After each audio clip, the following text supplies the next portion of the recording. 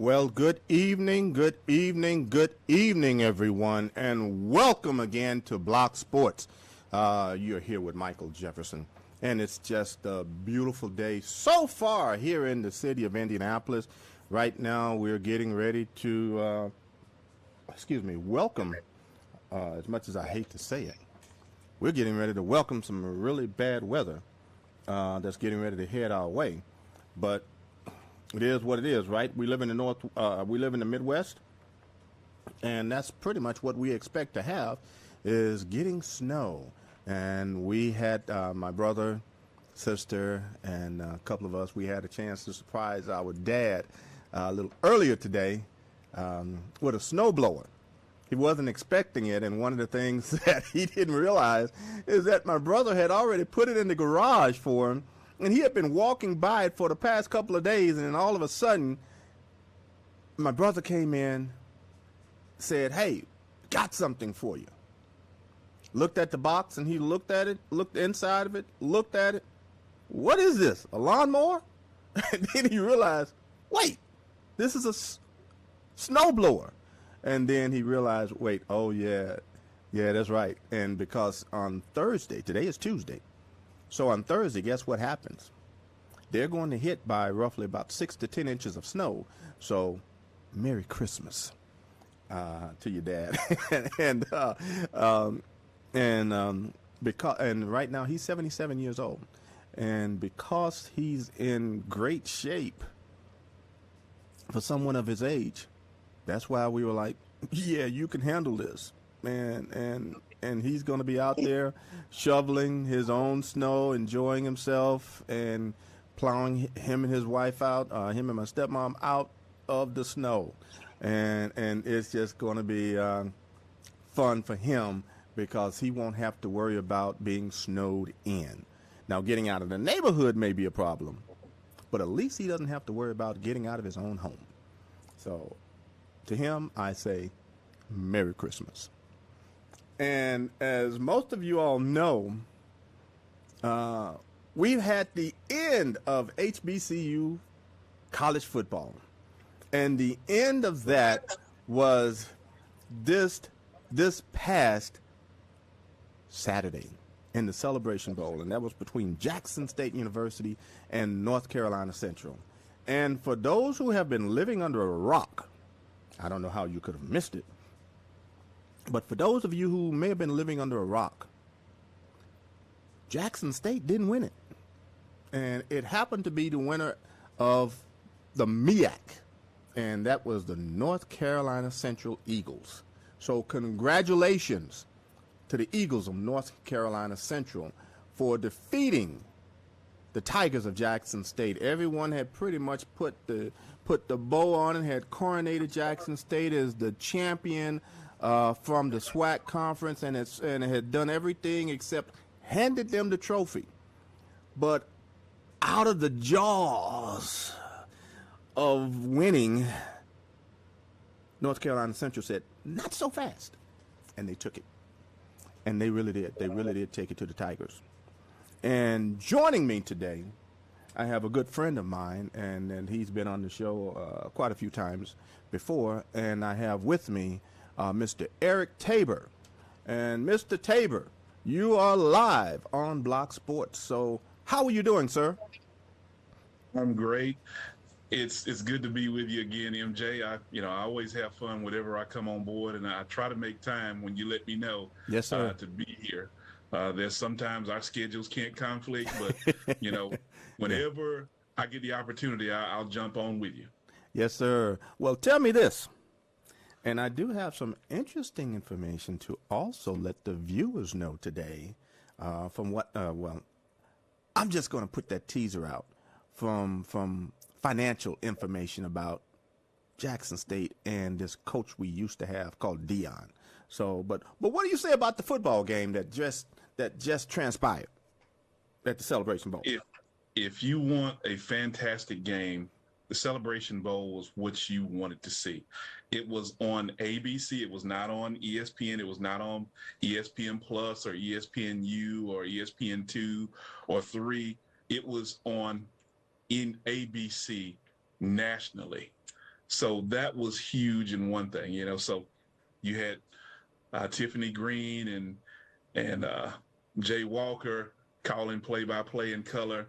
So it was great to see two HBCU alums Yes. calling the game on national TV on ABC. Yes. That being said, fantastic game. You know, it was one of those games where somebody's got to lose. Yes. I mean, you know, and you wanted to enjoy, you know, if nobody except for the team doing the blowing out enjoys a blowout. This is true. So you always want a tight game, nip and tuck, you know, so you can talk about, man, that was one of the greatest games of all time. Yes, yes, yes. And North Carolina Central lost their first appearance in the Celebration Bowl several years ago against Grambling. And they had just scored a touchdown in that game, and they were going to tie the game.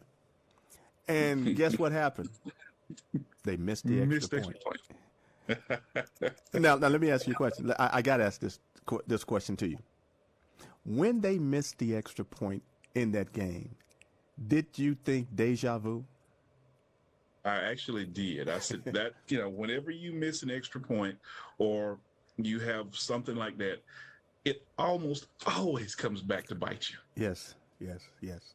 This is true. And I know a lot of the fans sitting in the stands were thinking the exact same thing.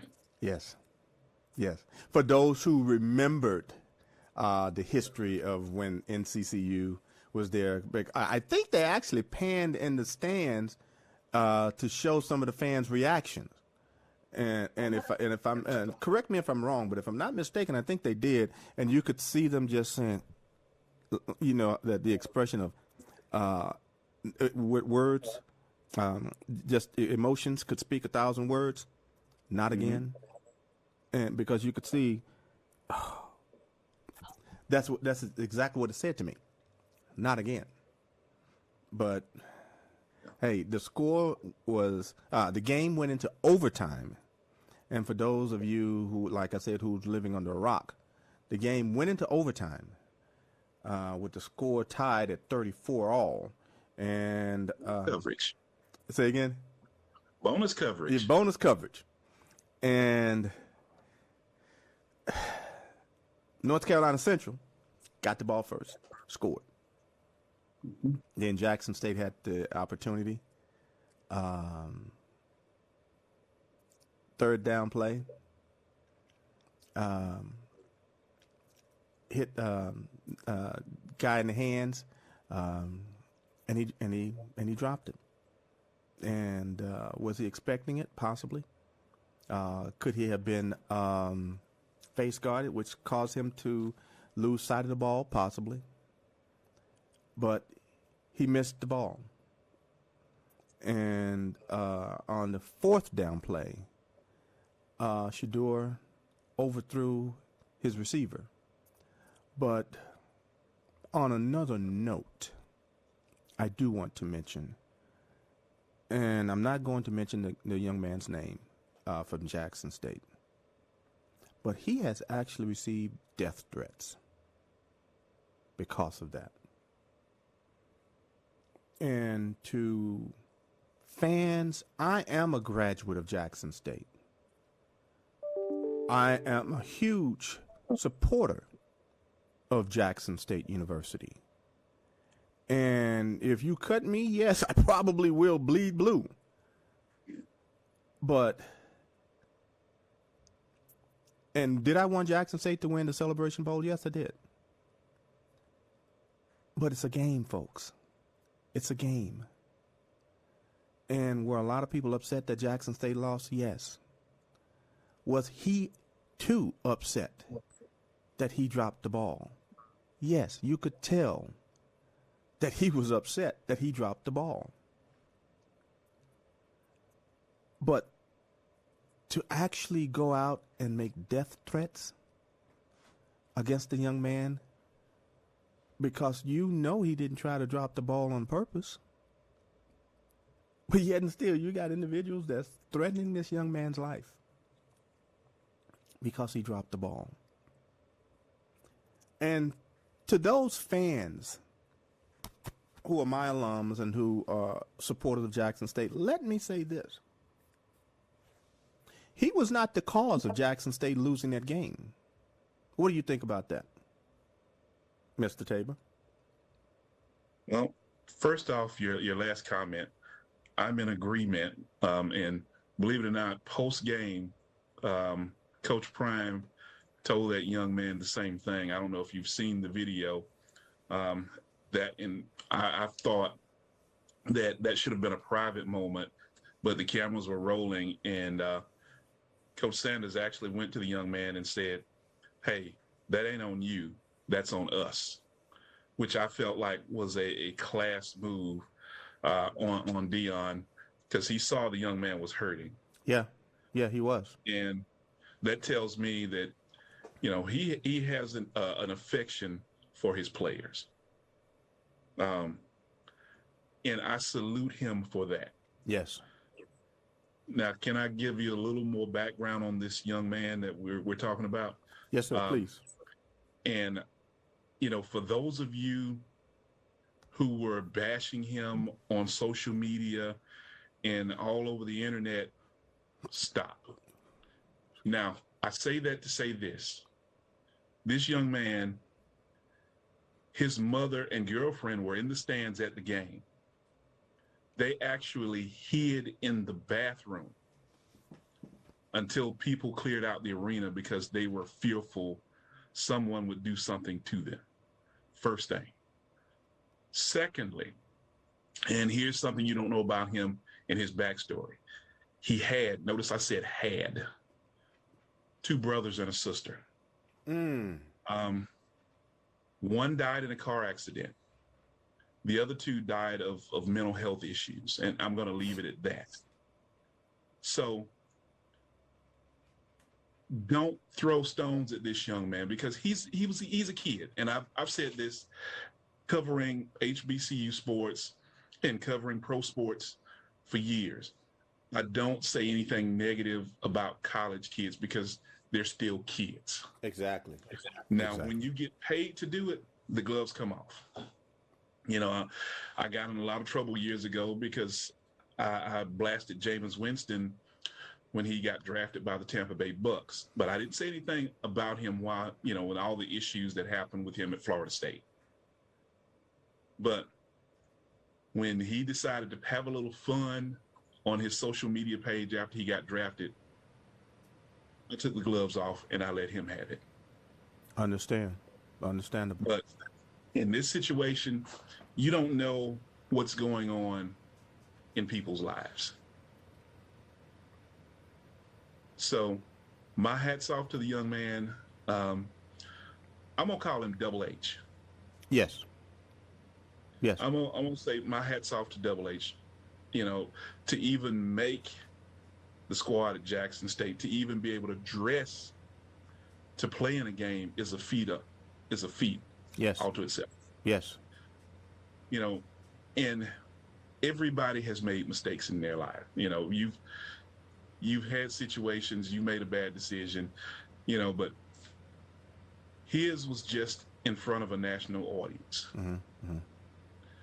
And that happens. Yes. But you cannot pit a whole game on one play. No, you cannot. So I'm in agreement with Dion when he told that young man, this game was on us. So kudos to Dion and to Double H. Keep your head up. It's one of those things that you're going to learn in life. Some people are going to throw stones. But how you respond is what makes you a man. And that is so true. That is so true. And I tip my hat to you on saying that, because it means so much.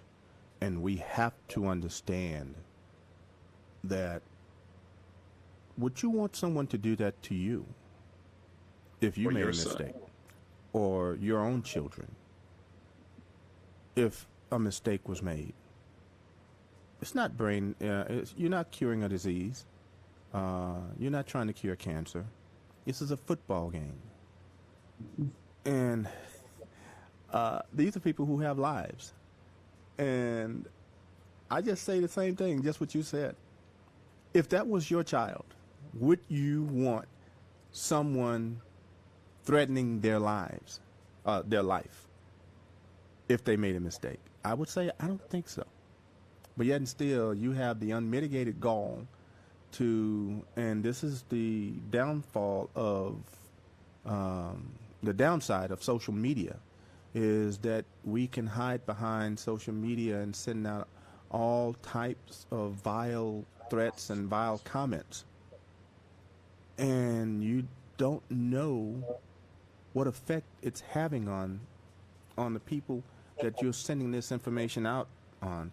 I coach at a university, and I teach video production, and I've had students, because I let the students be able to express themselves, and they have been able to express themselves through video to say, this is what I'm going through, these are my issues. And they have literally come out and showed that they have mental health issues. They have thought about committing suicide. They have drinking, alcohol addiction. They have eating problems. And they have actually come out and stated these things in video, in their projects. We have to allow people the ability to say, I have a problem. But then you're going to exacerbate the problem by threatening their lives? Really? I marched in the Sonic Boom of the South. I watched Jackson State play, winning and losing. I have seen Jackson State lose some heartbreaking games. This was another one. They lost. Okay. We still have one of the best universities on this planet. My degree is what matters, not whether or not we won a football game. And for all of the student athletes we have, that's the one thing that matters more than anything else, is get your piece of paper, graduate, and get a career. Then you can say, yeah, I played in that game. Yeah, we lost. But what matters most is getting that piece of paper, graduating, and then making a career for yourself. And but congratulations more than anything else to North Carolina Central for winning the Celebration Bowl. Am I hurt? Yes. Yes. I have to admit that. However, this is 2 years in a row. Is 3 a charm? Hopefully. North Carolina Central got off the snide. Hopefully we can get off the snide as well next year. Because our first game is going to be in the MEAC SWAC Challenge at the end of August against the team that we lost to in the first Celebration Bowl. And that will be against South Carolina State. So Tiger fans, Bulldog fans, get ready, because it's coming, and it'll be here sooner than you think. Sounds like a road trip to Atlanta. Well, I will be there, Doc. I will be right there. You can count on me being right at that game, doing a pregame show, and having myself a ball, because more than anything else, getting ready for that particular game, it's going to be all a bunch of fun, and what we can do, what we're getting ready for, and what we're prepping for, because I can tell you more than anything else, that MEAC SWAC Challenge, we're 11-5 now because of all the stuff the MEAC conference has been doing to us. And as a matter of fact, speaking about the MEAC, I just had someone else to join the fray, and he is a Norfolk State graduate. And I would like to welcome to the show Mr. Orlando Hughes. So, Mr. Hughes. Love that MEAC. welcome to the show. And I don't know if you've ever had the pleasure of meeting Mr. Eric Tabor. So, Mr. Tabor, Mr. Hughes, say hello to each other. Greetings and salutations. What's going on, brother? How are you, man? You know, I'm always having fun. All right. That's a good thing. That's a good thing. Well, you got to teach me that.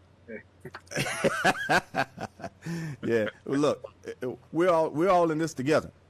But before we go on, had an interesting conversation about an hour before the show, and had a chance to speak with someone that is very close to Jackson State University. And I was able to get some information that no one has ever taken the time to literally ever call to verify. We've all been listening to one side of the story, and that's from all of the things that's been coming out of the camp of Deion Sanders. But no one has ever taken the time, and I do want to get your opinions after I give some of this information. But no one has ever taken the time to call to find out whether or not any of the things that Deion Sanders has said he has done for the university is actually true. So, let me enlighten you on some of the things that has transpired. Now, the one thing we have to say is thank you, Deion, for bringing Jackson State back from the depths of not winning anything, because in the 80s and the 90s, hey, it was J-State or bust, and we were winning everything. So, and for the people who from his camp that said, hey, we fill the stadiums, guess what? Ain't true. Because guess what? Jackson State filled at 60-some thousand seat stadium before. In the 80s, when I marched in the Sonic Boom, that's all I was used to. The smallest crowd I walked into was my very first game, and we had, I think it was roughly 23,000 fans. Some stadiums are not even that large in HBCU. But that was the small, and that was the very first game. After that, 30, 40, 50, 60,000 fans in the stands. But yet and still, Deion was not the first person, because of his presence, to fill the stands. So, thank you very much for bringing the light back to Jackson State. When his camp stated that he paid to have the practice field that came out of his pocket, it's a lie. No. Yeah. He facilitated the conversation between Jackson State and Walmart. Those dollars never came out of his pocket. He facilitated the conversation between Jackson State and Walmart. And not only that, because of his facilitating that conversation, just like a realtor is able to, I call a realtor to sell my home, he or she sells that home, they get a commission. Guess what happened? He got a commission from doing just that. But was that stated anywhere? I don't think so. Don't recall. Do you guys recall hearing any of that? That he got a commission, or he only facilitated that conversation? Didn't know he facilitated it. Yeah, but it was, but the way we got it was that it was all on him. He did all of it. But he got a commission from that. He didn't mention that, did he? The checks that he said that he didn't receive, he received every dime he was supposed to receive. Every dime that he was supposed to receive. And if anyone wants to challenge that, all they have to do is call Jackson State. I'm quite sure no one wants to enter in that kind of conversation, because if they do, then their camp will show that they were stating some things that were not exactly true. Because what happens is that when you only hear from one side of the story, there's always a second side that is not being heard. So here you are, you're hearing from only one side, that I did this, I did that, I paid this, I paid that. Now, in terms of taking care of the football players, Jackson State paid for all of the football players to be fed. Now, if there was one or two players that didn't get fed, that was having a night where they were hungry, any coach worth their salt will take that player and say, look, let me take care of you. Now, if he want to take that, or someone in his camp wants to take that and exacerbate that, then that's another lie. Because all the players were always fed all the time. So, and the one explanation I always give to a lot of people is that when Jesus spent his 40 days fasting, and when he came back, what did Satan do? Satan brought up a few things that were true, but it wasn't the complete truth. He said just enough. And because Jesus is the Word, then guess what? You can't pull anything over on him, because he is the Word. But because Satan told the half-truth, Jesus told the rest of the story. So you have to know what the rest of the story is. And if you want to know what the rest of the story is, you have to go to both sources. Jackson State allowed for Deion Sanders' crew to do a lot of the behind-the-scenes filming and stuff that's going on. But guess what? The University of Colorado is shutting that down. They ain't allowing it. So, thank you very much. Yes. And did Jackson State benefit from that? Yes, they did. We are not in a position where we are ungrateful. No, we're not. Cannot be in a position where we are ungrateful. Because yes, we thank Deion for all of the things he did. We were 4-6, and please forgive me, 4-6 or 4-7 during that time when we brought Deion in, and we were having a rough time.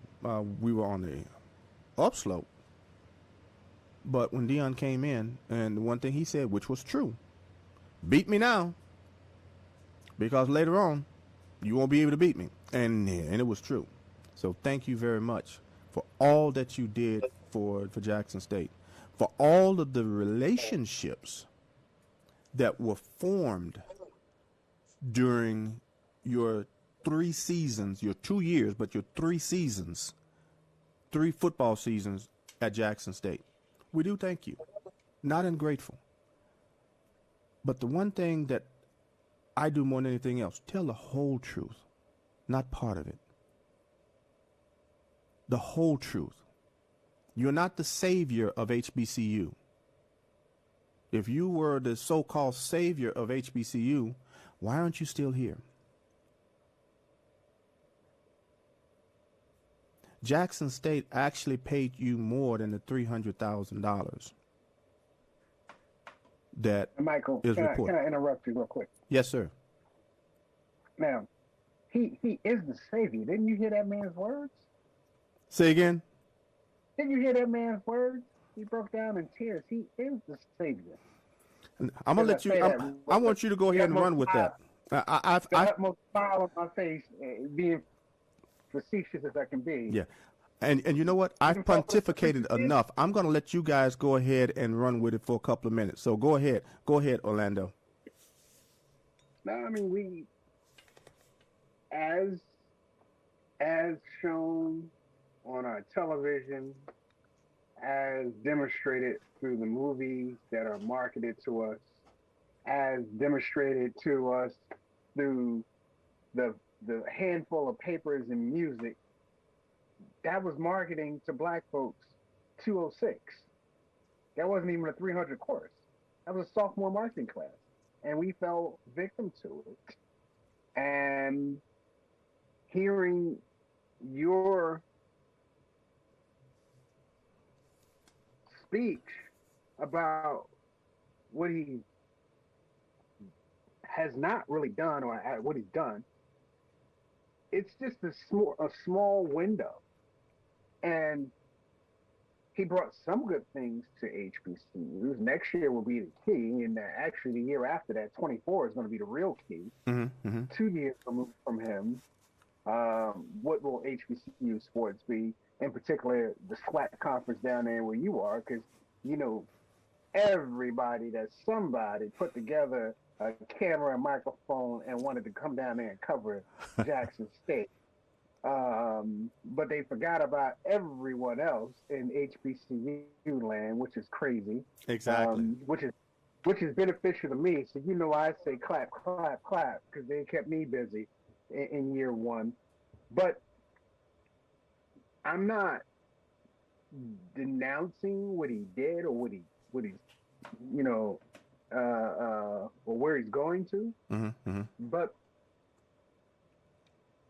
and I told you this, now I'll tell your audience, that someone, non-black person, said to me, HBCUs are hundreds of years old. So why is it that a man that's been there less than 3.5 years is supposed to be the savior of your HBCUs? It's more than that. It's more than that. Now he brought the Walmart, but you know my say on the Walmart thing, that was a nice tax write-off on them. They saved themselves, what, $1 in tax write-offs? But if they were really serious, they would take it, and they would really go after. Hang on one second here. My fault, guys. Didn't put my phone on silent. Oh. I called. I didn't. They would really, Walmart would sponsor in HBCUs. So yeah, we have the Celebration Bowl and everything else, but Walmart can be the sponsor of the real black Super Bowl, Division II, Division I. Nice tax write-off of that. Yeah. Hell, don't even put it in Atlanta. Put it out there in Fayetteville, Arkansas. Make us come to you. Yeah. Right? If they really wanted to do something for us. So this is nothing, as the old folks would say, this was a flash in the pan. Jackson, the SWAC, and HBCUs really didn't, the SWAC, I say, were the beneficiaries of it. I don't think the other HBCUs, because he really didn't go out and play any other HBCUs outside of the SWAC. So when we said we put it all together, and be real, we got to cut some onions, and we got to cry and laugh at what was really done. Because how many young brothers put their transfers in the minute or announced he was gone? Yeah, yeah. Right now, 22 is the number. 22. Yeah. As Eddie said, 22 been in the portal. I'm not going to fall for the banana in the tailpipe. That's the banana in the tailpipe. Yeah. And Now I've you to fall victim. Now you're saying 22. I saw the number 27. But yet and still, we're not gonna bicker over 5. But yet and still, here we are. We're looking at over 20 players that have entered the portal, which means Jackson State has to rebuild their program. So even though he came in and brought us from having 2 seasons where we did not have winning seasons, several seasons where we did not have winning seasons, to 2 not only winning seasons, but 2 championship seasons for the SWAC conference. But now you're talking about a football team that is essentially almost decimated, and will have to go back through and rebuild again. And most of the time, how many players do you normally have that you lose? 1 or 2, maybe 3 or 4, and especially from graduation. But you always bring in, or you have in your recruiting pipeline, where you have others that's going to replace those individuals. But with that being said, what do you say about that, Mr. Tabor? Well, and we used to talk about football as a great sport, but college football, because of NIL and the transfer portal, have now become a business. Mm-hmm. And I say this, and I've said it for years, the NCAA was wrestling with, paying players. And I had a model that I proposed that would be something sort of ideal. Mm. And basically, it's not necessarily pay for play, but allow your student athletes to sign with an agent and let the agent pay them. So that agent would steer them to a school that would showcase their talent, but it does not cost the institutions anything. But then, if you did that though, then wouldn't you only have the Alabamas, the LSUs, the USCs of the world receiving those players? Not necessarily, because you're going to put a player in a situation where he can be featured. Mm. He's not going to go to an Alabama or per se a Georgia or per se an Ohio State, because they're already loaded. Yeah. So they're going to put them on a team that's going to have a system that would fit that student athlete and make him excel. Mm-hmm. It might be a Jackson State. It might be an Alabama A&M, an Alabama State. It could be, an Arkansas Pine Bluff. Could be an Albany State. Mm-hmm. Because usually what happens, a lot of those kids, they see these guys on Sunday, but they don't know all the work that it takes to get there. They don't know what goes on behind the scenes. I sit up there because I've got my my Colts jersey, my Colts sweatshirt on, and my hoodie. Uh-huh. I'm a Colts fan because they have really reached out to HBCUs. They have several HBCUs on their roster. Yes, they do, including my man Grover Stewart from Albany State, mm-hmm. who, if I can give a shameless plug, go for it. Guys, go out. Grover Stewart needs your support. They're casting ballots now for the Pro Bowl. Go and vote for Grover Stewart. Let's send him to the Pro Bowl. We can have another HBCU student athlete. And he, by the way, graduated on time from Albany State University. He has his degree. He graduated before he graduated after he was drafted, but he was finishing up spring semester so he could graduate. Mm-hmm. And see, that's what it's all about, because if you remember what these athletes are called that go to college, they're called student athletes. And the student is first. So that's what we have to remember, that they're called student athletes and not athletic students. so that's something that we always have to remember. But you know what? That's a good point. I think I need to go and knock on the door of the Indianapolis Colts and see if I can interview our HBCU neighbors. And you've also got their starting linebacker, who is a Savannah State. I'm sorry, not Savannah State. Let me correct myself before some people get mad. Yeah. South Carolina State Yes. alum. Yes. Yes. And as a matter of fact, he's out hurt right Yes. now. And we're hoping to get him back. But at least my thing is right now, since the team is not going to the playoffs, let him stay out for the next 3 games, get him healthy for next year, and then come out with both barrels blazing. And that's where I am right now. But yeah, with everything that's going on in the HBCU kingdom, and listening to everything that's going on, yeah, and that's the same thing that essentially happened to the Republican Party. I'm a conservative Democrat, but every once in a while I will vote for a Republican who can show me that, yes, you do fit what I do want you to do when you're representing me. And I have voted for Republicans because my wife and I, we're very conservative, very conservative. But we are registered Democrats, so don't get it confused. But at the same time, when you look at that, that's the same thing that the Republican Party did, because they had somebody that was very boisterous, and they were scared to go up against him. They were scared to say anything about him. They were scared to say anything negative about him. And so that's the same thing about Deion Sanders. He was able to bring with him all of his bravado. And, I have this relationship, his relationship with Michael Strahan, being able to outfit the guys.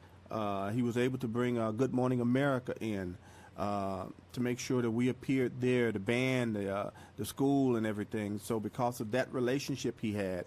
So it is about relationships. But how many years has Jackson State been around? Since 1877. And so how many NFL Hall of Famers we have? We have 4. And as a matter of fact, we have more Hall of Famers in the National Football Hall of Fame than Ole Miss, Mississippi State, and University of Southern Mississippi. So guess what? We were already there. He just helped us win again. Albany State. I'm quite sure you can say the same thing about Albany State. And as a matter of fact, I haven't given you a lot of time to say anything about Albany State. Can you give me more information about Albany State? I know you didn't have a great year this year. You still had a winning season. But go ahead and put in your plug for Albany State University. All right, first, we're in basketball season, so let me jump on basketball first. Yes, sir. I want to say congratulations to Coach Robert Skinner, the women's head basketball coach. Coach Skinner reached a milestone in his coaching career. He accumulated his 600th career victory about 3 weeks ago. So congratulations to Coach Skinner, and he's going to keep doing his thing. He's been a head women's basketball coach now for over 40 years. Wow. Congratulations to him for that. Wow. And 30 of them have been at Albany State. And you see, and how many of those young ladies come back and say thank you? I'm quite sure. Several of them do. A lot. Several of them. A lot of them do. And that's what it's all about. It's not about, and yes, I'm going to go here. I'm going all the way in. And if somebody wants to call me, I will give you my phone number so you can call me direct. We were used. Now, did we benefit from it? Yes, we did, being Jackson State University. We benefited from Deion Sanders coming to Jackson State University. We knew at Jackson State University that Deion Sanders was not going to stay at Jackson State University. We knew that. For anyone who didn't know that, you're an idiot. I'm sorry. I'm just going to come out and say it. But anyone, you knew Deion was not going to stay at Jackson State. But guess what? How many other colleges, NAIA, Division III, Division II, FCS, not even to mention FBS, How many of them gave him an opportunity to coach? Yep. Not one. Not one. But Jackson State did. They gave him an opportunity to coach. And as I said, Jackson State was a beneficiary of a lot of things that he brought to the table because of his relationships. And for that, I say thank you. And now, as I said, Jackson State has to start from scratch in terms of the things that they're having to do with the promotion of Coach Sanders, as he'd like to be called when he first was hired at Jackson State, and when he walked out of the conference call that we had when someone called him by the name of Dion. But if you realize the last couple of media conferences he had, there were some guys in the media that called him Dion or Sanders or Deion Sanders, and he didn't walk out, did he? No, he didn't. No. So, big change over from his first season to his last season. A little bit of humbling.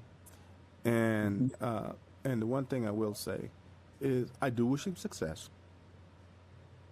But I know a lot of individuals that I have personally talked to hope he falls flat on his face. And a lot of individuals that I also had talked to, and I do want to get your response to this, Mr. Tabor.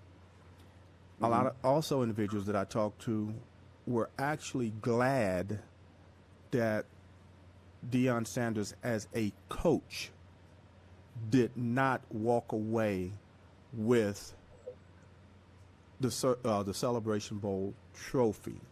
It went to a coach who had been involved in HBCU sports the majority of his coaching experience, the majority of his coaching life.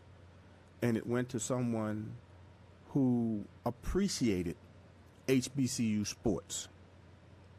And that's what a lot of information that I've received. How do you feel about that?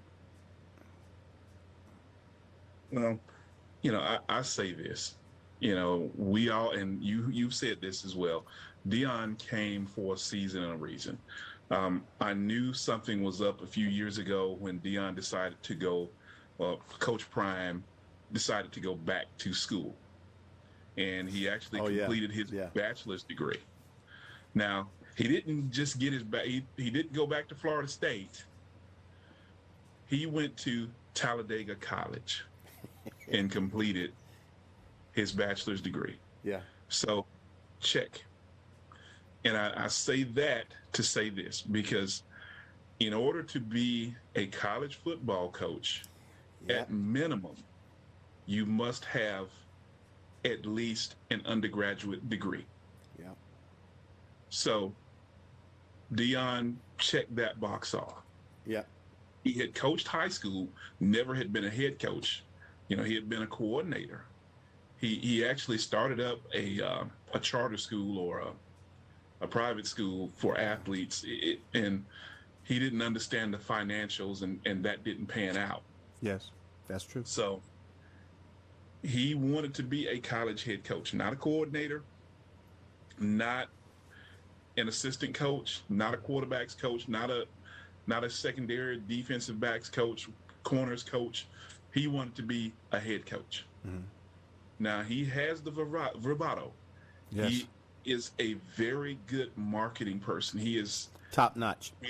He has done that since his days at Florida State. Actually, he did it before Florida State. Well, he actually did.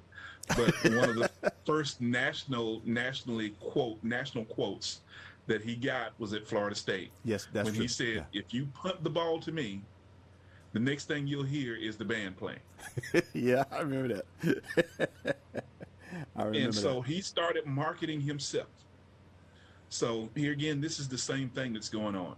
He got his degree, check. So now it's time to start marketing myself. And He looked around. He's not going to just take any head coaching job, by the way. Nope. He wanted some place where he could make an immediate impact and make an immediate splash in the organization or in the university. Yes. And Tennessee State had an opening. Did he go to Tennessee State? Nope. If I'm not mistaken, Alabama State had an opening. Well, but think about this. There were a lot of schools who didn't have openings that had losing seasons. Right. Like Jackson State. So, but go ahead though. Go ahead. And even going down to Division II, Fort Valley had a coach's opening. Oh, yes, they did. But he wasn't interested. Savannah State didn't have a coach's opening at that time. Clark Atlanta had a coach's opening. Mm-hmm. Did he go to Clark Atlanta? Nope. And I can go on and on and on. But for him, the right fit where he could make an immediate impact was Jackson State, because he could go there. Now, we all know, HBCU facilities are nowhere near what the HWCU facilities are in most cases. And this is true. So he could go there and make an immediate impact. And that's what he did. The first thing he was like, okay, we need to get a turf practice field. So what does he do? Leverage some of his contacts and call Walmart. Yes. Boom.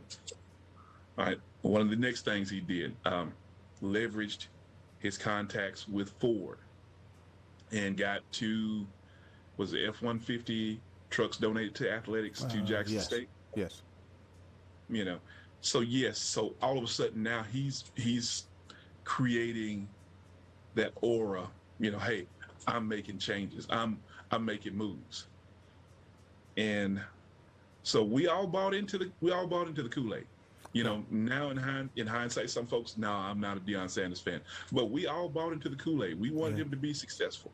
And we did. He came to you. Yeah. And here's my thing, will he, we all knew he was not going to be at Jackson State for 10 years, 5 years maybe. Yeah. But we knew he was not going to be at Jackson State for 10, 20 years. He was not going to be an Eddie Robinson and make his career there.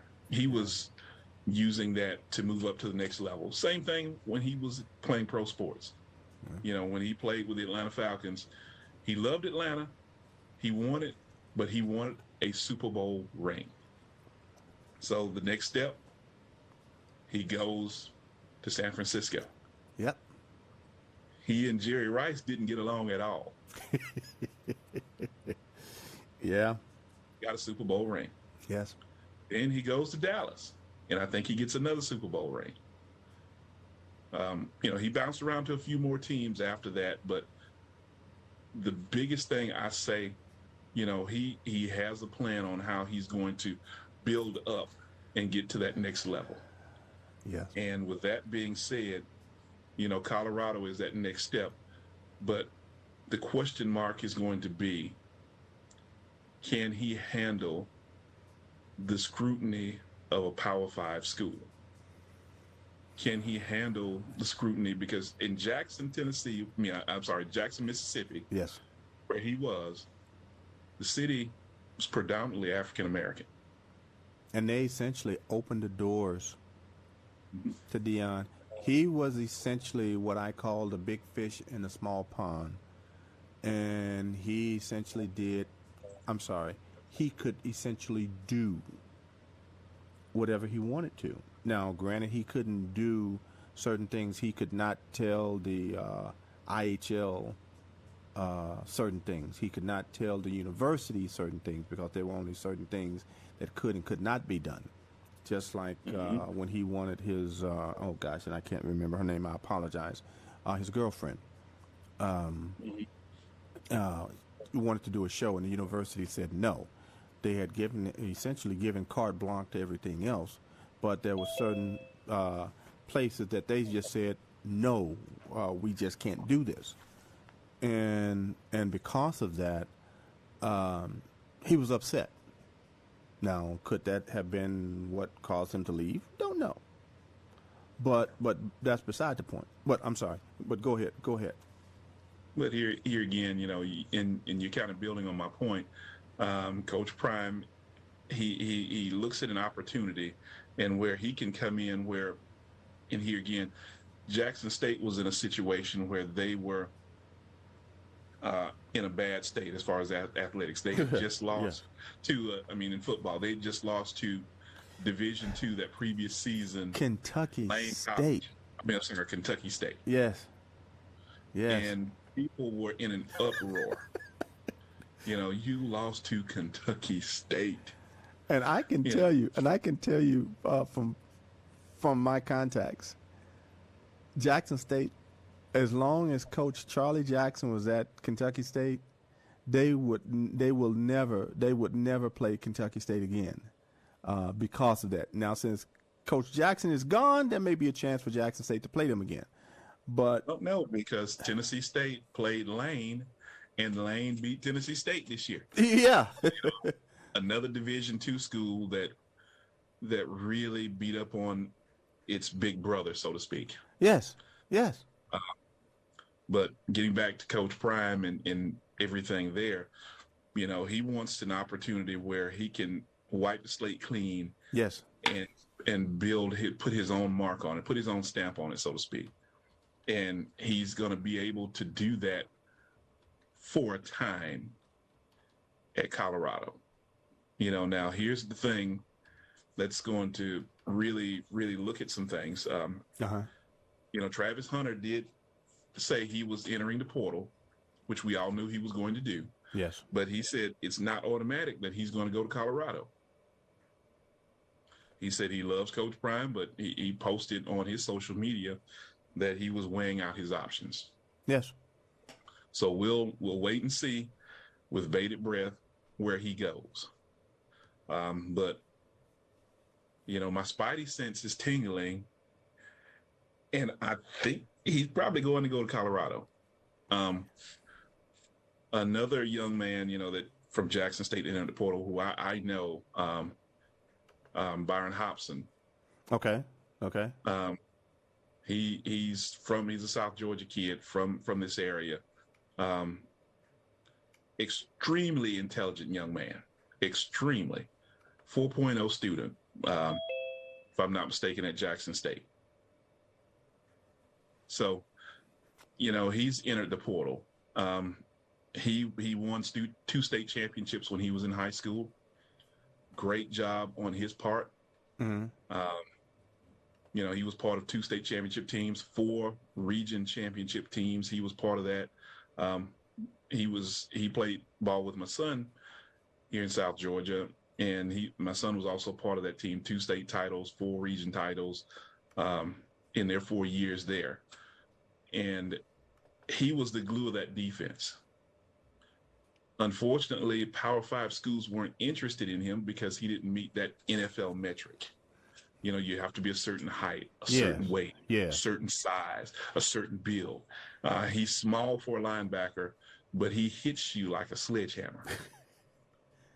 And Jackson State fans saw he was like, throwing a ball or him coming into filling a hole. If you ran into him, it was like running into a brick wall. And see, Jackson State, we had and still do. We do have quite a few players that are like that still. And my hope is that we're able to hold on to a lot of those players. But the question is will we be able to? And with a new coaching staff, new coaches usually want to bring in players that will fit their scheme. Mm-hmm. And that was one of the reasons for the transfer portal from the NCAA, because, certain players could join and come to a certain school. Yes. Because they want to play for a certain coach. Yes. The coach leaves, they're stuck, and a new coach comes in with a new scheme, and it does not necessarily fit that student athlete. So he'll go, somewhere, he couldn't go anywhere else, or he'd have to sit out a year to transfer. and the portal made it so players could transfer almost immediately. That was the downside of it, because now when a head coach leaves, there's a mass exodus of student athletes. So, Yes. That's not something that we didn't expect to happen when Coach Prime announced that he was leaving Jackson State. Everybody knew it was just a question of who was going to stay, who was going to go. And Michael, you and I talked about, Shador, Shiloh Sanders, whichever son, the defensive back.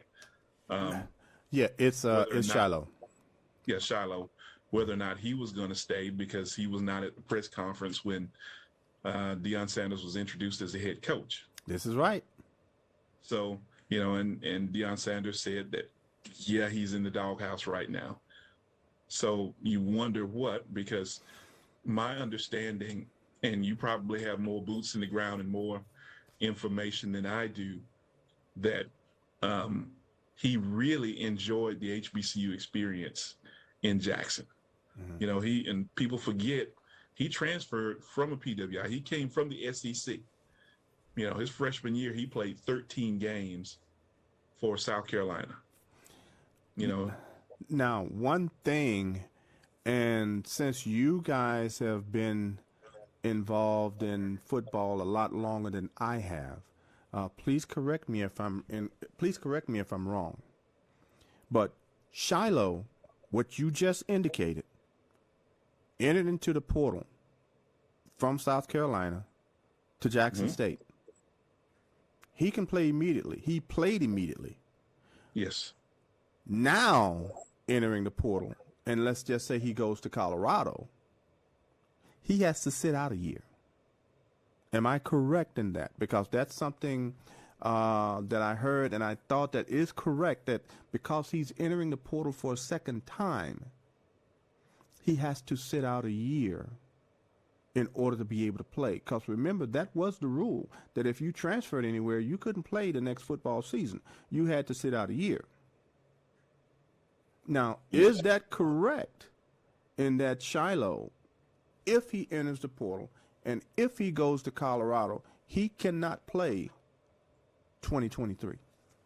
And you're correct. I believe the rule is that the player is required to sit out a year only after a second entrance into the transfer portal. Right. So he would have to sit out a year, more than likely. And that's what I think the rule is. So that's, yeah. And so, yeah, caught you off guard, didn't it, Mr. Hughes? Listen,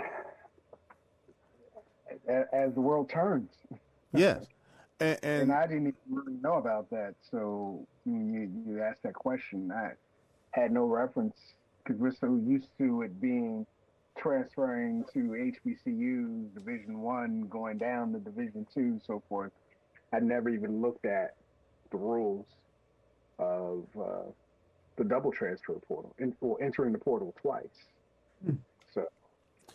Yeah, and with that being the case, that's something that Shiloh would have to consider. I don't recall, and I have not confirmed it. I heard that he was entering the portal, but I have not confirmed that he did enter the portal. And whether he entered the portal, and if he did, and of course if he did, you know where he would be going. But I have not confirmed that he did enter the portal. And Mr. Tabor, do you have any idea for sure? And I'm not sure. I've heard rumors that, and Coach Prime said that, his son would be joining him in Colorado. And I remember that. But that will be at least, another season. It won't be the 2023 season. It will be 2024 before he would be eligible to play. Yeah. Now, they did want a rule, but the schools didn't pass it, where you could have unlimited transfers with immediate eligibility. Yeah, yeah, I can see where you have some schools that are like, oh no. But the only problem is that how many coaches are able to transfer or change jobs and immediately start coaching? Shouldn't there be a rule somewhere for them? And there's Well, not. well, the only rule is, and correct me if I'm wrong, but you get a one-time immediate eligibility waiver, and that's usually the first time you enter the portal. Yes. And after that, you have to sit out a year if you transfer again. Yeah. And like I said, based upon the information that I was able to gather, that is true. And that's why I wanted. Not in the transfer portal as of yet. Who is that? Shiloh? Shiloh, yeah. I'm scrolling through. Do not see him.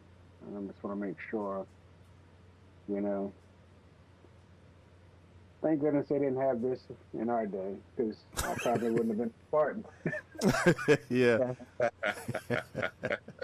I met Phil Fulmer. I was going to jail while I was finding another school, and the state will have it. And they send me down to Norfolk.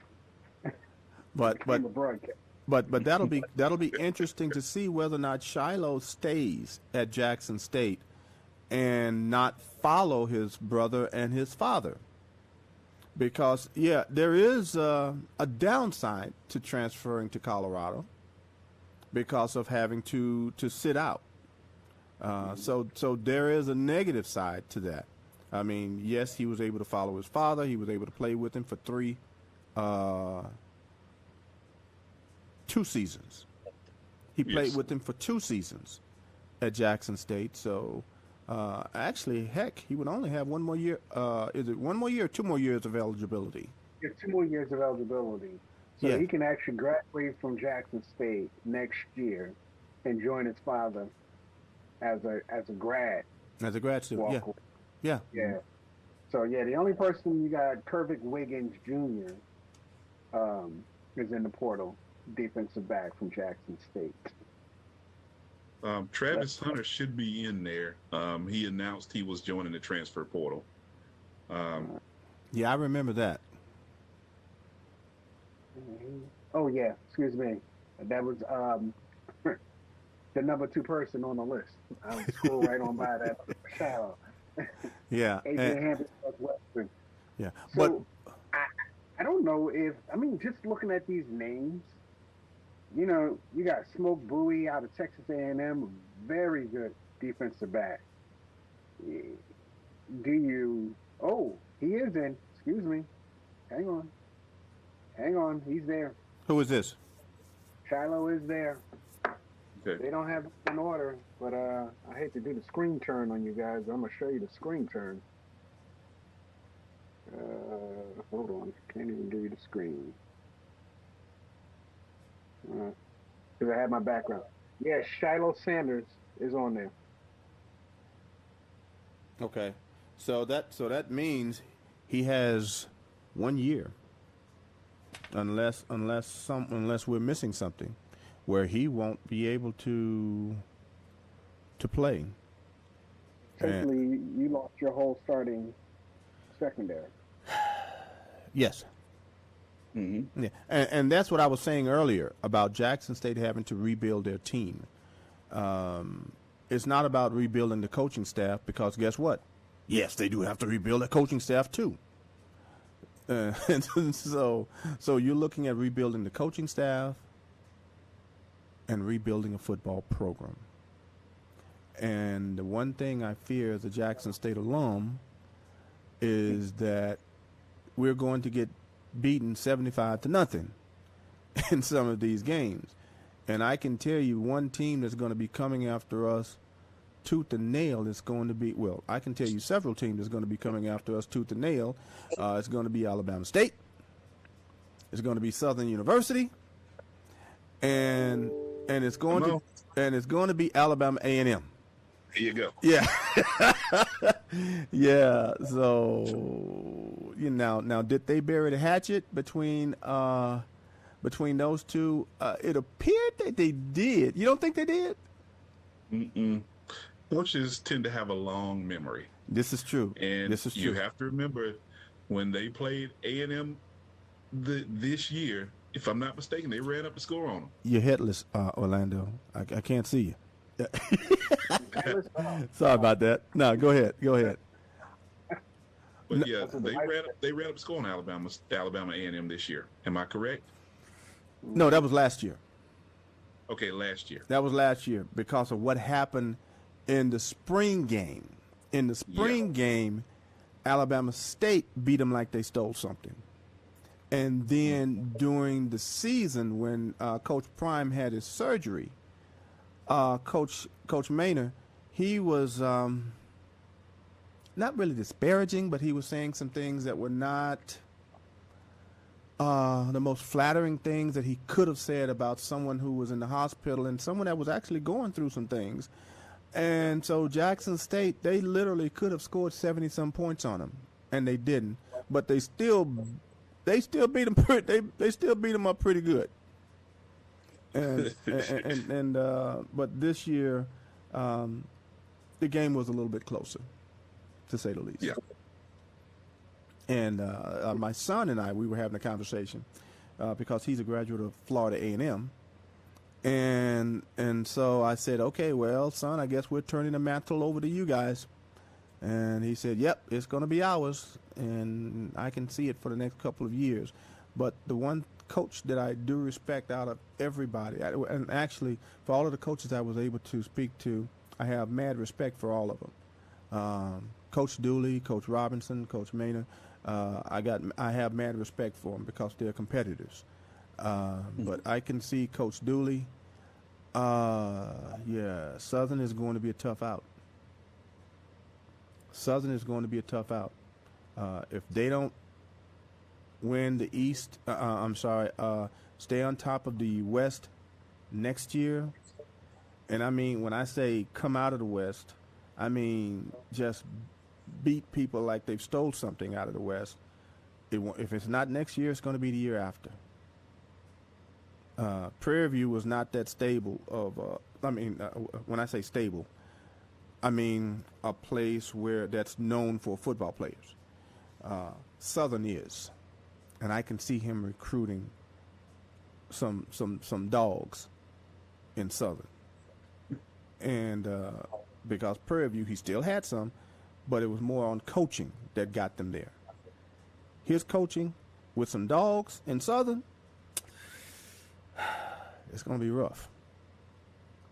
So, but you know what? We've talked about enough about Jackson State, and we've been on the air for quite a while. I need to show some love to the MEAC, SIAC, CIAA. So with the MEAC, North Carolina Central, and with the SIAC, I see each of you guys being experts in both of those conferences since that's where you guys reside. With the MEAC, and let's hit the MEAC first. North Carolina Central, do you see anyone knocking them off their perch? I have one team, but do you see anyone knocking them off their perch? I see the team in D.C. So do I. I see the team in D.C. I see what Coach is doing with the Bison. And I don't like Central, but I love their coaches. Uh-huh. Yeah. Listen, I love Lavelle Moulton. I love Trey Oliver as men and as coaches. I love those guys and how they coach and just what they stand by. Okay. Stand for and stand by as men. But I don't like Central. Never did like Central. Okay, so work with a brother here. So is there a huge rivalry? No. Listen, I gotta give you a 10-second drive. Okay. So I get a brand new Ford Explorer because I knocked out my grades. This is a gift from my grandmother. Okay. We go to Central. We go see some Deltas in Central. Uh-huh. That's the last time my car was driven by me. That's all I got to say.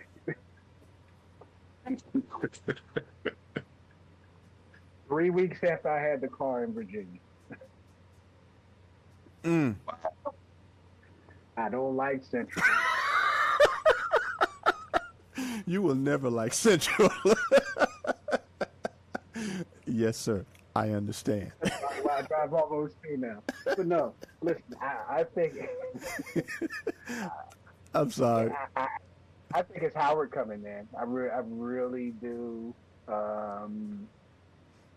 Year one, you saw how they were able to kind of move themselves into position. And I think they're the year. I worry about keeping your team hungry because Trey Oliver had an edge on his shoulder at the media day. Yes, he did. Right? Yes, he did. He said it then. Very like a very respectable man. Yes. Spent more time with us than any other coach. Yes, he did. And as well as Coach Scott from Howard. Right.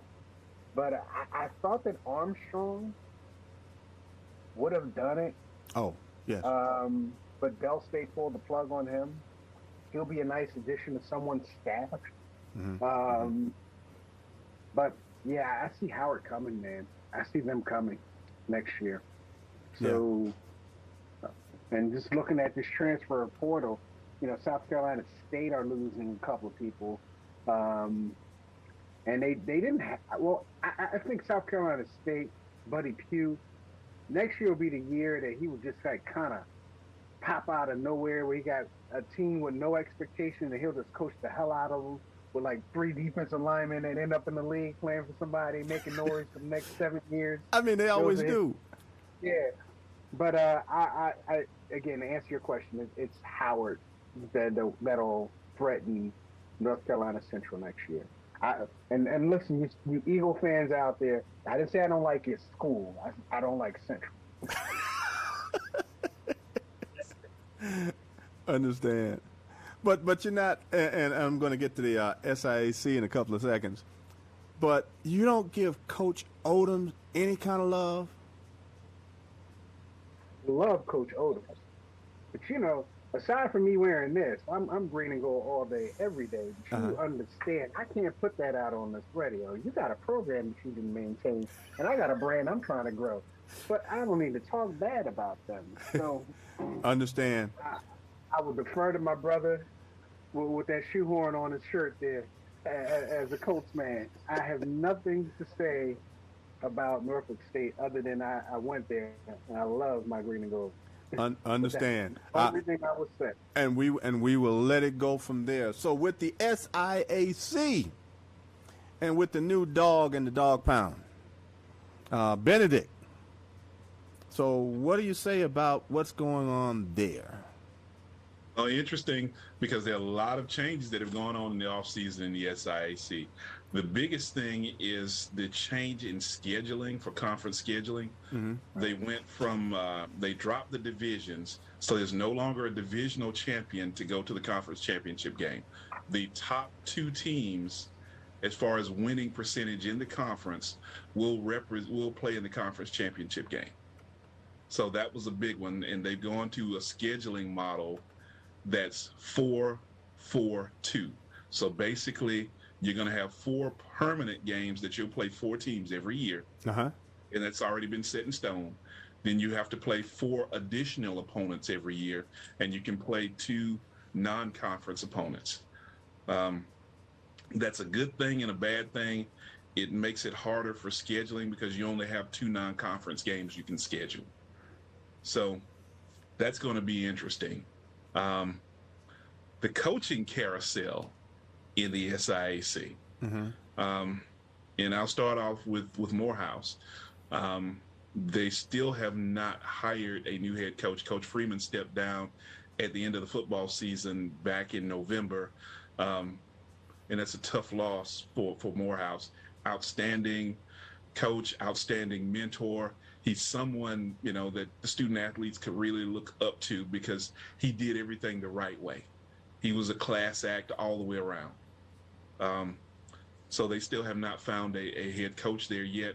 And Morehouse is doing some things. They just recently put turf down on the field, and they're renovating B.T. Harvey Stadium. So that's going to be a nice facility in the near future. Can I interrupt you, brother? Now, yes, sir. We went down there for that Atlanta Has Something to Say challenge. That's the first time I've been on that campus in about 25 years. It still looks the same. Yeah. Now, I have to sort of agree with you on that. They are some of those folks that believe in tradition. Yes. This is the way it's always been. Because I say the same thing literally about Tuskegee. If you've ever been down to Tuskegee, Yeah. Nothing has changed. Now, since Coach Ruffin has taken over as head coach, they did put a new roof on the student section. Right. And they have put turf down, but still no lights, still the same, and they said it's tradition. Okay, they have lights at Wrigley Field. So why can't you put lights there? And it was tradition for you not to have lights at Wrigley Field. So come on now. They say it's tradition at Tuskegee, and they call it Mother Tuskegee. Jiminy Christmas. But now getting back to it, and now the cat's out of the bag. But Albany State coach Gabe Gardenia left. He put in his resignation about 3 weeks ago, and he became the new head coach at Charleston Southern. Congratulations to Coach Gabe Gardenia, Nathan Gabe Gardenia. And so he left. Albany State really wasted very little time. Search committee headed by former Albany State head coach James Mike White. They made a recommendation, and the hire has been confirmed, and they have hired a MEAC guy, a MEAC Hall of Famer, to be the head coach. And he was an NFL guy. He played for the Jacksonville Jaguars as well as the Tennessee Texans. I'm sorry, not Tennessee Texans, but the Houston Texans. Yes. He set all kinds of records in the MEAC, and now he's going to become the head coach at Albany State, but he can't really assume his duties until he completes his duties at Memphis, University of Memphis. They have a bowl game coming up, and so after that, then he can start focusing his attention to Albany State. Now, is it possible? Now, if you can't, I understand. Can you elaborate on who the new head coach is going to be? And if you can't, I am not going to pressure you, because I understand you have to make sure you maintain your sources, because the source I received from Jackson State, the one thing I said, ain't saying nothing. I got a reliable person that I got my information from, and that's it. Okay. Well, we've got a new head coach, and I will list his name. His name is Quinn Gray. Or, I'm sorry, Quinn Gray Sr. now. Oh. So I'll go ahead and release that because it's now been released by the institution. Albany State has made the announcement with a press conference happening in January. Yes, sir. Yes, sir. I think that might be a good hire. It's going to be interesting to see what he can bring to the table. You probably see with Albany State a more wide open type offense. He's probably going to be going and bringing in a few kids with him from Memphis, and he's probably going to, because his roots are in Florida. And I don't know if you're aware of this, but the state of Georgia issued a waiver. So if a student from Florida comes to or to Albany State, or a student from Alabama, or a student from Tennessee or South Carolina, any state that touches Georgia, out-of-state tuition fees are waived. You pay in-state tuition fee levels. Oh yeah, that says a lot. Orlando, you all right over there? Yeah. He's faded. I'm really to chop. I chop my head off for real now. Yeah. He's faded into nothing. Wow. But you know what? That's a lot. Tennessee State has done the same thing. Yeah. Say again.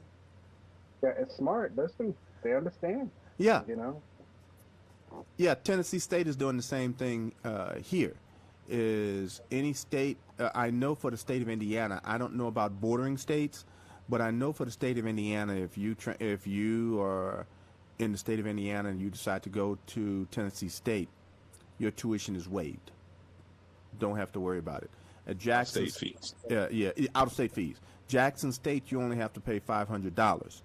Mississippi Valley, to my knowledge, Mississippi Valley does not have out-of-state tuition fees. You just pay straight tuition.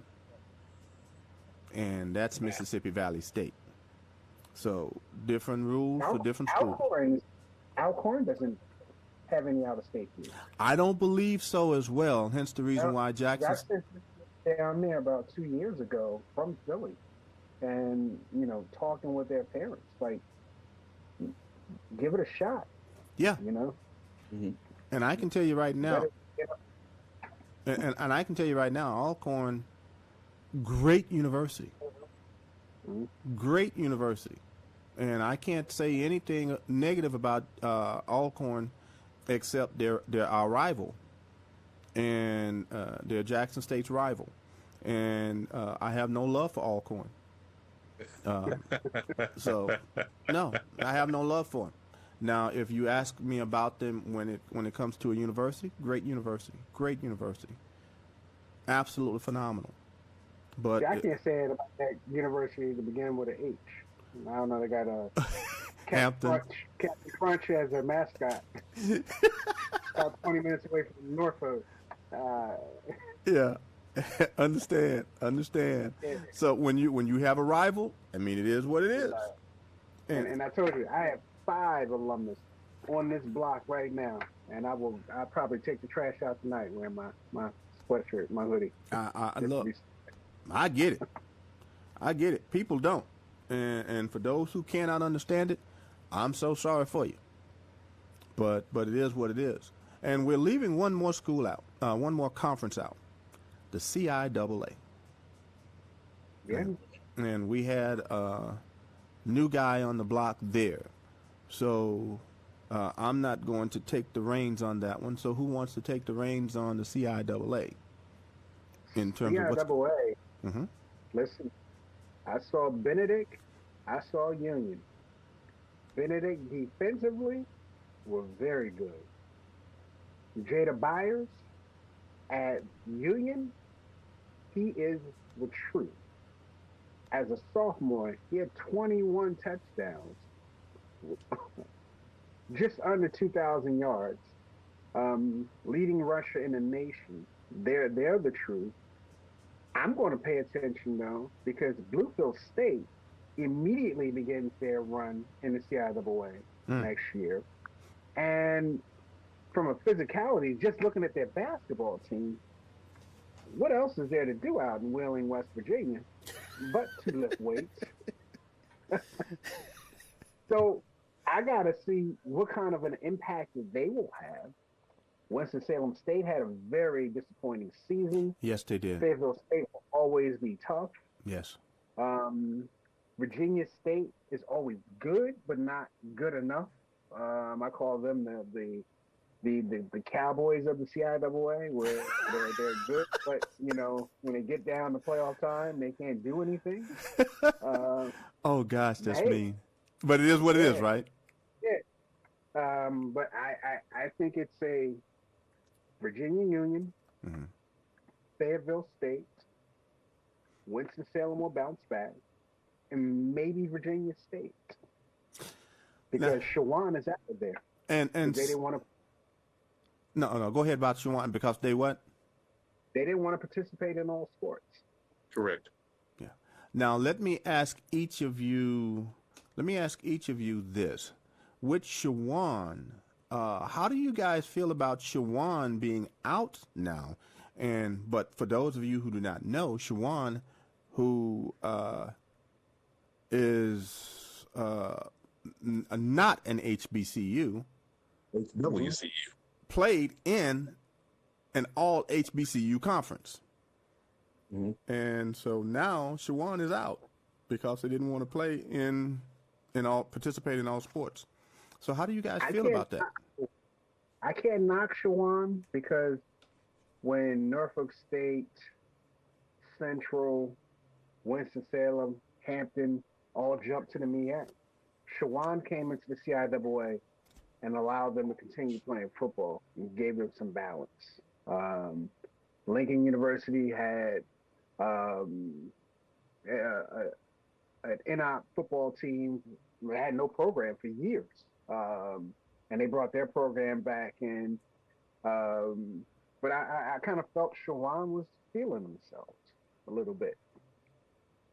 And I'll be interested to see where they go as far as Division II for football. Because you have some Division I schools in Carolina, but not really a lot of Division II that's going to bring you the kind of attention that a CIAA would. Yeah. In North Carolina, I should say. Yeah, and I agree with that. Even if they were to move up to the Big South, that would maybe a stretch. Big South will probably go away in the next few years after this next merger of these big schools. Yeah, that's going to be a realignment. Yeah. Because A&T, I can't remember. What conference did they eventually move to again? CAA. They're up here. Delaware, Villanova, University of Maine. That's going to always be good for that great alumni base to go to a packed stadium for homecoming to play the University of Maine. Excellent drumline show. Gotcha. Oh, yes, that is true. Yes, they're going to battle game after game. Well, yes, game after game when they play. Yeah, because the one thing I will say about A&T, they have a great drum line. Yeah. Yes, they do have a great drum line. And second only to Jackson State, but they do have a great drum line. So I'm sorry, I have to go there. I marched in that band, so I know the kind of effort and time that they put into what they do. But A&T, they have a superb drum line. Absolutely phenomenal. But, gentlemen, I have held you guys on this phone for quite some time, and we've covered all four conferences in terms of football and what football had to offer. We covered a lot of time with Jackson State, and we covered a lot of time with Deion Sanders. But it's basketball season. Basketball is upon us. And next week is Christmas. And I will be in the state of Mississippi this time next Tuesday. So I cannot say for sure if my kids will allow me to even go on a show next week, but I will try to come and have an HBCU basketball show for you on 2 days after Christmas. And then 2 days after New Year, I will be back in-house and we'll go on. And then that week after, we'll go on full bore because it'll be conference time, conference play for the GCAC, who we have not mentioned. Yeah. The SIAC, CIAA, the MEAC, and the SWAC. And so, gentlemen, since you were the last one in, Mr. Hughes, I'll let you go first in terms of your last word. So what say you? And also, don't forget to plug who you represent. Well, last word. I just won't use any words for that. It's KRSV Network, mobile media radio broadcast, all 5 HBCU conferences. Start with the GCAC, since we mentioned that, CIAA, MEAC, SIAC, and SWAC, although, your conference is a little bit selfish there, Mike, but we're not going to hold that against you. Unfortunately, yes. Yeah. And they'll come a-calling, that's for certain. That's for sure. Yes, they will. For us, the month of January, we will basically call us the the house band for Lincoln University because we are not driving more than 40 minutes from the house broadcasting five or six games. I don't even know. Yeah. Pretty much at Lincoln University for the month of January. Getting up the break. Myself, Kia Bird, and the ladies, we calling the games. We're having fun. Mobile media. You can reach us at www.krsbnetwork.org is the site, and at KRS Broadcast on Twitter. Work very closely with Michael Jefferson and wish everyone a safe and prosperous new year. Because when you say Christmas, it's basically the new year. So yes. waiting 6 days for start your new year off right and manifest destiny. Yes. And so, Mr. Tabor, you are up next. What is giving you the floor for you to have your last word? I'm going to say to everybody out there, first off, season's greetings, and I hope you have a prosperous new year. But don't forget to go to NFL.com and cast your ballot for your HBCU players that are out on the Pro Bowl ballot.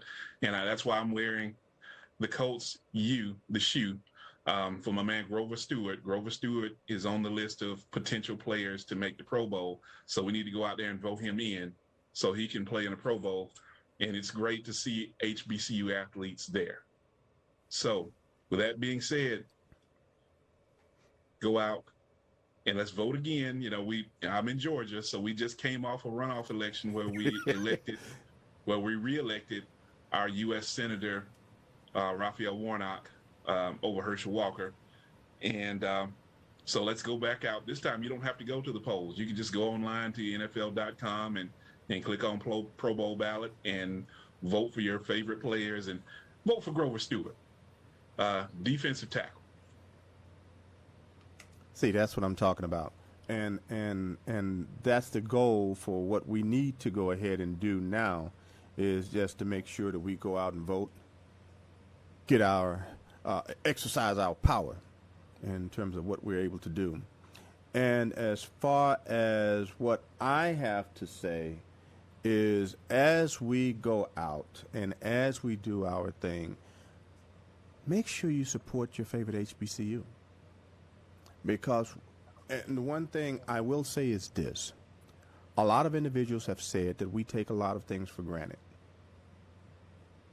I don't take for granted that my bachelor's came from an HBCU. My money goes to an HBCU. My twins are currently attending Jackson State University.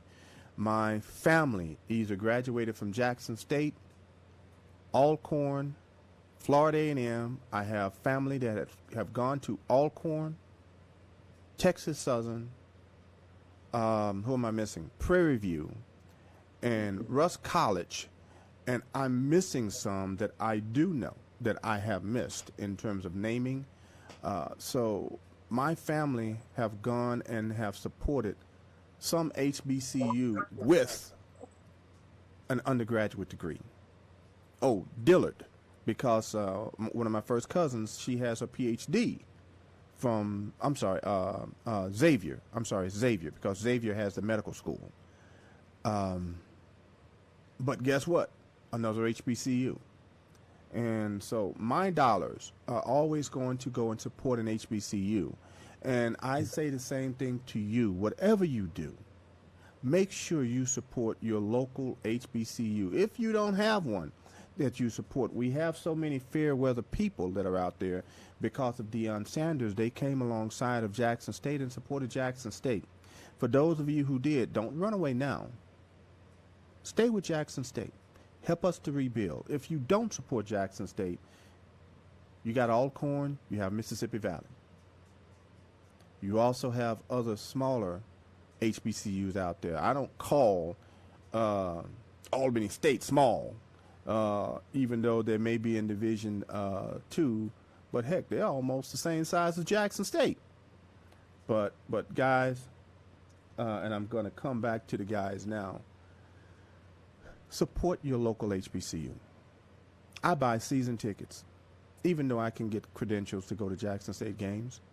But guess what? I buy season tickets for 3 people. Do I have to? No, I don't. But I do. And so I say the same thing to you.